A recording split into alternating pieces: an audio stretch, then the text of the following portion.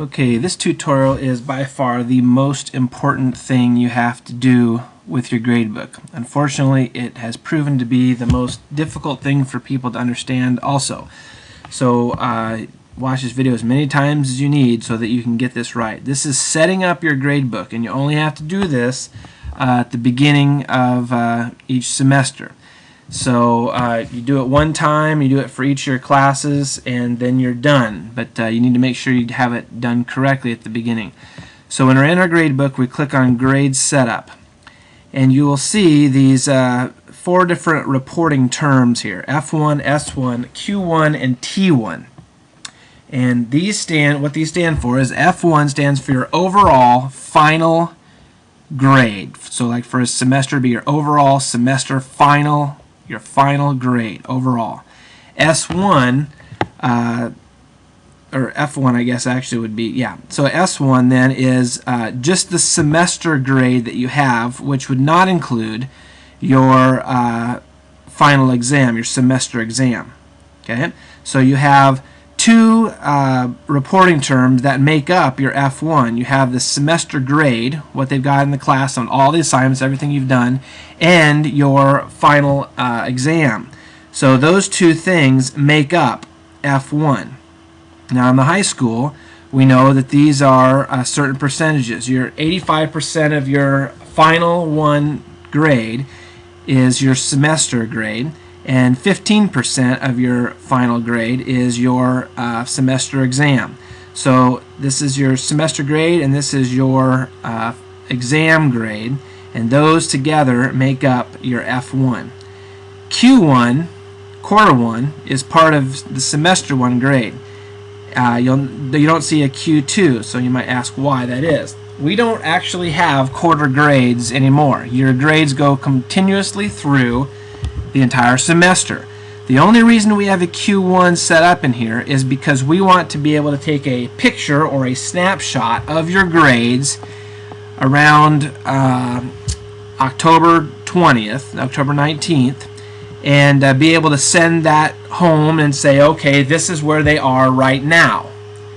Okay, so then your grades will continue on, but we want to be able to take a snapshot of where their grades are at a certain time, and therefore we had to include a Q1, even though that might confuse some of you. We have to put that in there so that we can have an ending for a reporting term, so that we can take a picture of what your grades are at that particular time. So on here you'll see the dates for when these reporting terms start and stop. You'll notice that F1, S1, and Q1 all start at the same time, August 18th. F1 goes all the way to the end of the semester, December 19th. S1 goes to December 16th. How come it's a little bit shorter than this? Because from the 17th through the 19th is the final exams. So you'll notice the final exam goes only from 12/17 to 12/19. So there's 3 days in there where our semester exam days. And so F1 includes everything. S1 goes all the way up to the exam week, and then the exam T1 goes for exam week. And quarter one starts at August 18th, but it just goes to October 19th. That's about when it's halfway through the semester. These dates are very important. Later on, when you're putting in assignments, you will assign a date to that assignment, and that date needs to be within the range of what you're wanting to put it into. So when you put in your final exam grade, that'll be one grade that you'll do for your final exam, you will have to put on it a date of 12/17, 12/18, or 12/19. Doesn't matter which one, but one of those three dates will have to be on that assignment so that it gets counted into the T1 category. And I'll talk about that later when we talk about how to put in assignments. Okay, so just in review again, F1 is your overall semester grade, your final grade, which includes S1, your semester grade, and T1, your exam grade. 85% of F1 will be S1, and 15% of F1 will be T1.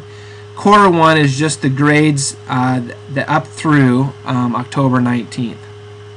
And then there won't be a quarter two grade that we need to put in there. Okay, so over here I've clicked on physics. I'm in my first section. I need to set up my grade book for my first section of physics. And what we need to decide, you need to decide right now is, do you do things just straight points, everything straight points, or do you do category weights, like are your tests like 45% of your grade and quizzes are 10% of your grade and things like that. If you do just straight points, and I know a lot of you do that, I'm just going to run through that first. If you do just straight points, then T1, if you click on T1 for your, remember that's your semester test, it already says total points. You can just leave it exactly like that. You don't have to do anything. Quarter 1, total points, you don't have to do anything at all. S1, you don't have to do anything at all for if you're doing total points. So if you're doing total points, this is pretty easy.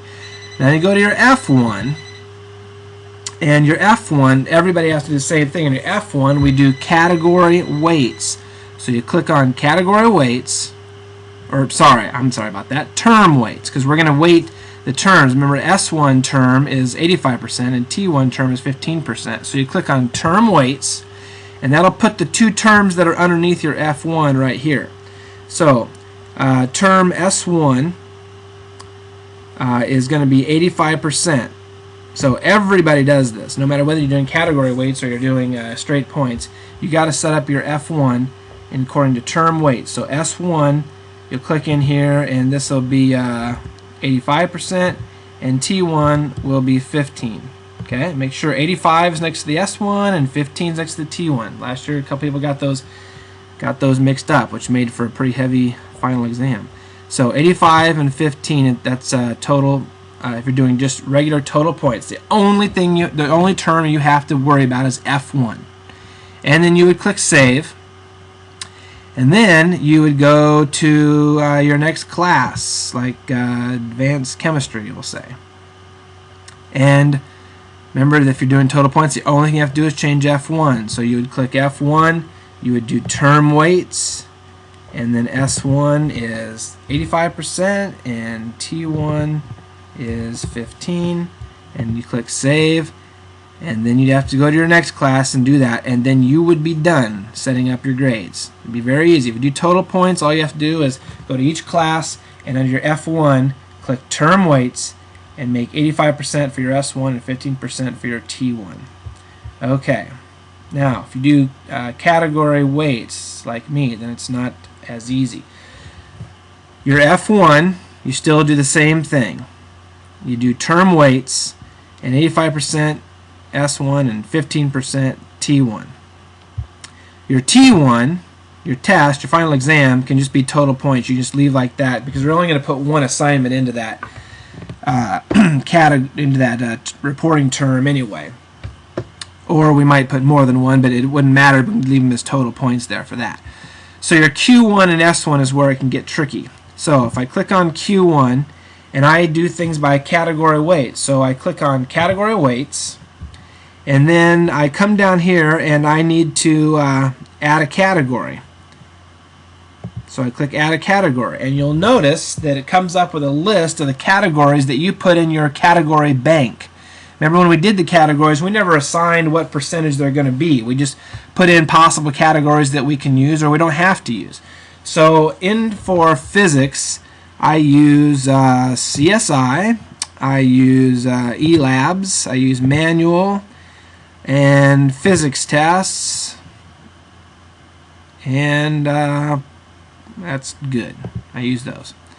Okay, so I put in my categories right there that I'm going to use, that I'm going to have calculate this grade, and then I need to put in what are they each worth, what are the weights. I don't remember actually what I have it set up for now, but let's say my physics tests are 50% and my eLabs are 30%, and then my manual is 15%, and my CSI is 5%. Okay, and you'll notice what I did there. I had them add up to 100, which is what you need to do. They need to add up to 100, so the percentages here say the exact same thing as what your weights are. So these should add up to 100%, even though, and I know this is confusing to people too, even though I know that your S1 is 85% of your F1. It doesn't matter if you're S1 here, you need to have your S1 add up to 100%. So these categories decide 100% of your S1 grade. So you choose whatever categories you want to put in here, and then you put in what their weights are worth, and that should add up to 100%. Now, whatever I just did on my Q1 right there, okay, I'm going to save that. And now I need to go to my S1 and do exactly the same thing. Your Q1 and your S1 need to be exactly the same. If you did total points, remember they were just both left at total points. But if you're doing category weights, your Q1 and your S1 here need to be exactly the same thing. So hopefully I can remember what I did. So I go and click on S1, I click on category weights, add category, and let's see, I had CSI, I had E-Labs, I had manual, and I had physics tests. So that puts them all in there, and for my physics test I think I had 30. No, physics tests were 50, sorry. E-Labs were 30, manual was 15, and CSI was 5. Adds up to 100%. So I have that exactly, and I click save. So my Q1 and my S1 need to be exactly the same. So I can go down to my next, there's no way to copy this over to your other classes. That's kind of a pain, but you know, you only have 6 classes there, so you'll just go down and you'll go to your next class. Now this one's advanced chemistry. So if I'm doing total points, remember all I have to do is change my term weights on my F1, which I did. If I'm going to do category weights, I need to come down here to Q1, click on category weights, add category, and for this one I use CSI, chemistry homework, chemistry tests, E-Labs, and whatever. And I click OK, and I have my categories in that I want to use, and I got to make sure those all add up to 100. So that's how you do your grade setup. If you do total points, then you just need to go to each class and change your F1 to term weights and put in 85 and 15.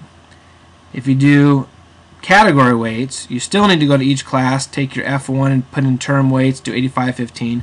But then on your S1 and your Q1, you got to put in some categories and make sure they add up to 100% on there. And that might be confusing, so you can watch this video 100 times. Thank you.